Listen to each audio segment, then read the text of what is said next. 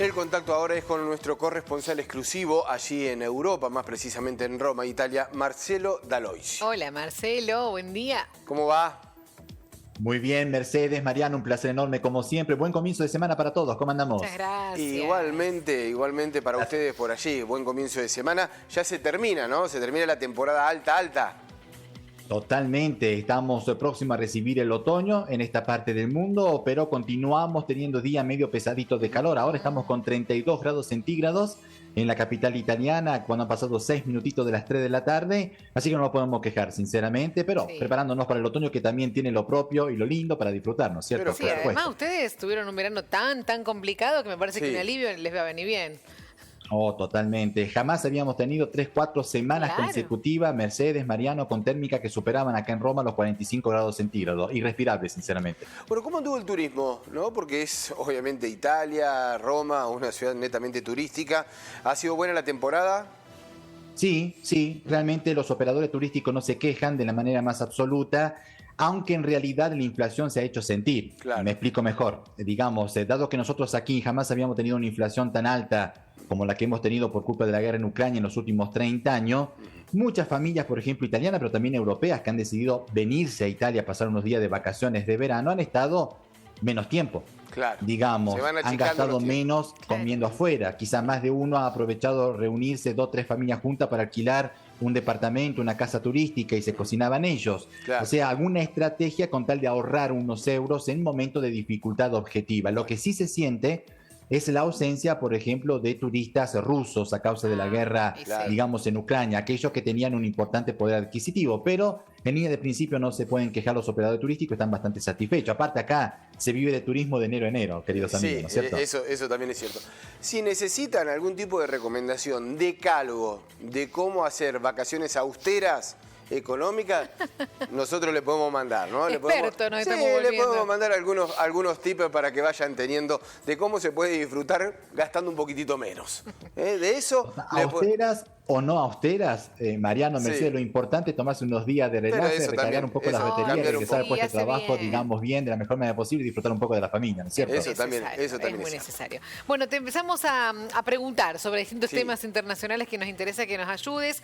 Hablamos del tema de la emergencia migratoria en Italia, todo lo que están sufriendo ese padecimiento. Contanos a ver qué se está haciendo ahora, porque estuvo ahí también la jefa de Ejecutivo de la Unión Europea, a ver, haciendo fundamentalmente la isla Lampedusa, ¿no? Sí, fundamentalmente la isla Lampedusa, en donde hay una crisis migratoria muy fuerte. Grande. Lo estuvimos hablando en los últimos días de la semana pasada, Marcelo. Justamente nosotros cerrábamos la semana informativa desde nuestra corresponsalía exclusiva europea, recordando que en 48 horas en esta isla pequeña del sur de Italia habían llegado 7.000 migrantes. Repito, 7.000 refugiados en 48 horas. La misma cantidad de la gente que vive en esa isla. Claro.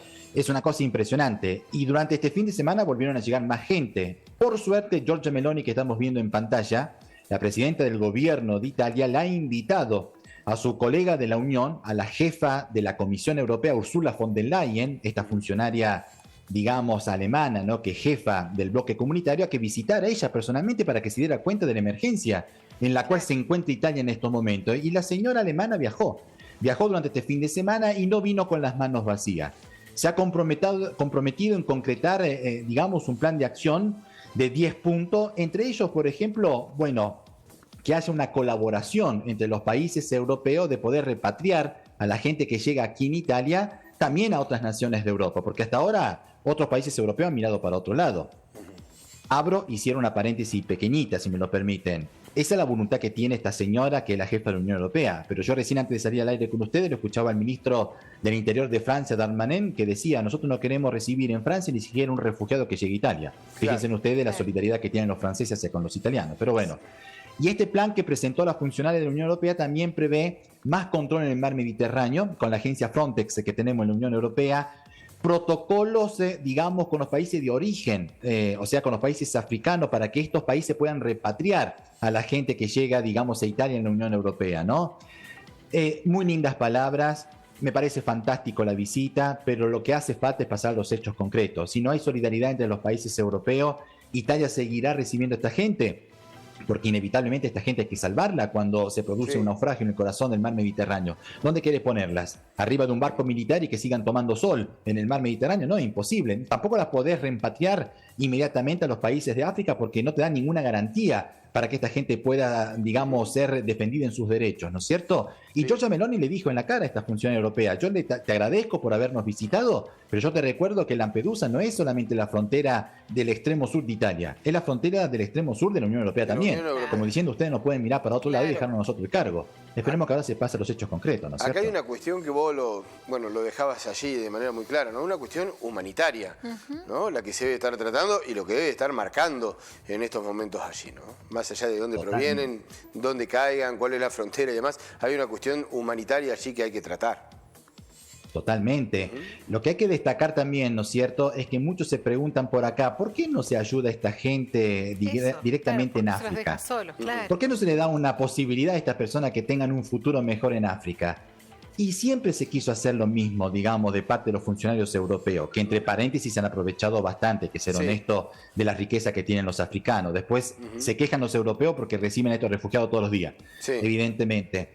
Lo que pasa es que vos no podés ayudar con recursos financieros a estos ciudadanos africanos, porque esos recursos después terminan en el bolsillo del funcionario político corrupto de turno que hay en Libia, que hay en Túnez. Si estos políticos africanos ni siquiera pueden controlar sus fronteras y las costas, ante los traficantes de seres humanos que cobran $2.000, $2.500 cada uno para hacer esta cruzada en el mar Mediterráneo, fíjense ustedes si van a poner en la cancha los recursos que reciben de Europa para darle una oportunidad a sus compatriotas. Lo veo muy complicado, pero bueno, la esperanza es la última que se pierde, ¿no es cierto? Una situación crítica desde hace mucho tiempo. Vamos a España, Marce, ahora sigue la incertidumbre ahí sobre quién será el futuro presidente del gobierno español, ¿no? Luego de las elecciones. Tremendo. Hubo elecciones el 23 de julio, todavía se sigue discutiendo, digamos, las alianzas para poder tener un gobierno. Claro, ustedes saben a la perfección que España es una monarquía parlamentaria, por lo cual si vos no tenés una mayoría en el Congreso no podés gobernar. Y estamos viendo a quienes podrían ser los futuros jefes de gobierno, o el actual socialista Pedro Sánchez o este señor Feijóo, que es el líder conservador. Bueno, este hombre, digamos, no tiene los números, sinceramente, para gobernar. Ha tratado de llegar a acuerdos de gobierno con otras formaciones, pero muchos le han dado vuelta a la cara.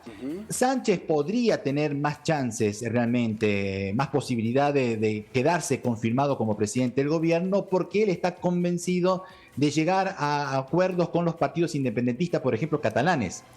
Y eso es lo que le acusa a la derecha a Sánchez, de correr el riesgo de llegar a un acuerdo con los señores que piden la independencia, por ejemplo, de Cataluña, de dividir el territorio nacional con tal que Sánchez continúe, digamos, en el poder, ¿no? Cuando en cambio los conservadores lo que buscan es la integridad territorial.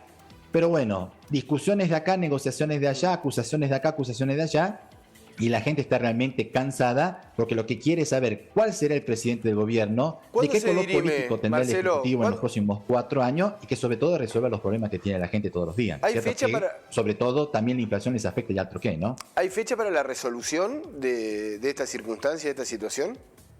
¿Perdón? ¿Sí hay fecha para la resolución? Sí, bueno, ahora la semana que viene, digamos, se tiene que reunir el Congreso para poder elegirlo o a Feijóo, porque Feijóo fue, digamos, designado por el rey, por el jefe de Estado, para ver si él tiene los números, digamos, para poder gobernar por 4 años. Si no lo lograra Feijóo, se presentaría a Sánchez. Y si ninguno de los dos logra una mayoría, no quedará alternativa que disolver nuevamente el Congreso y volver a las elecciones anticipadas. ¿Cuándo? Los españoles podrían volver a las urnas, entre un pan dulce y el otro, en definitiva, para las fiestas de fin de año. Y no creo que a España le convenga someterse a otra dura campaña electoral con todos los problemas que tienen ellos, ¿no es cierto? Y también los argentinos que viven en España, porque no me quiero olvidar de nuestros compatriotas. Bueno, de todos modos, Sánchez allí, que parecía ya con una derrota absolutamente segura, termina con una elección que lo deja allí, ¿no? En esta instancia de poder retener la presidencia. Totalmente. El muchacho le podés decir de todo, pero que no sea un gran experto de la escena política, porque él fue junto con el rey a disolver el Parlamento y dictaminar que hubiesen elecciones el 23 de julio después de las elecciones municipales donde su partido había desaparecido del mapa político. Y entonces, para no perder tiempo, para que la agonía no fuese tan larga, decidió que hubiesen elecciones anticipadas en julio y le fue bastante bien, porque todavía tiene chance de seguir siendo presidente del gobierno, ¿no es cierto? Y nos vamos a Francia también. Explícanos cómo es eso de que Francia va a autorizar la venta pérdida de los carburantes para combatir la inflación. Bueno, a propósito de funcionarios europeos que tenemos, ¿no es cierto? Recién le decía que los españoles están hartos de tantas promesas, de tantas palabras y que los funcionarios no logren resolver el problema a la gente. Bueno, la inflación me está afectando también a los franceses. Y estamos viendo al ministro de Economía de Francia, Bruno Le Maire, una de las personas de más confianza que tiene el presidente Macron. Ahora salió con una nueva idea esta mañana en una entrevista radiofónica, ¿no es cierto?, aquí en Francia, y dijo, bueno, para ayudar un poquito a los bolsillos de los ciudadanos franceses, vamos a comenzar a vender en las estaciones de servicio nafta carburante a bajo coste. Pegaron un grito los dueños de las estaciones de servicio, sobre todo las estaciones independientes. No las estaciones de servicio que dependen de las grandes petroleras, como por ejemplo la francesa Total. Esta última, digamos, ha llegado a un acuerdo con el gobierno francés de vender el litro de nafta a no más de 1,99 €, cuando hoy en día está costando 2,20 € en las estaciones de servicio de cualquier parte de Francia. Pero eso lo puede hacer la empresa petrolera Total, no una estación de servicio pequeñita de un pueblo perdido en el interior de Francia. Eso significaría, si esta medida que anunció esta mañana, anticipó esta mañana el ministro de Economía, llegara a concretarse, aunque dice que será, digamos, temporal por 6 meses a partir de diciembre, implicaría la muerte y el cierre de un montón de estaciones de servicio, digamos, en Francia, y un aumento considerable de la desocupación también, porque mucha gente se quedaría sin trabajo, ¿no? Así que bueno, este es un ejemplo concreto más y por eso quería compartir esta información con todos ustedes de cómo los políticos prometen, digamos, y ya no saben dónde poner las manos para darle a la gente la posibilidad de poder reconquistar un cachito el poder adquisitivo que han perdido por culpa de la inflación nunca vista en los últimos 30 años acá en Europa, sobre todo desde que estalló la guerra en Ucrania. Esperemos que lo logren con esta medida. Absurda y bastante, digamos, discutible, porque está prohibido en Francia vender bajo coste nafta desde el año 1963. Fíjense ustedes. Mirá vos el dato. Marcelo, muchísimas gracias como siempre por el contacto. Un fuerte abrazo, que sigas bien. Igualmente para usted y gracias por este momento. Un abrazo. Hasta luego.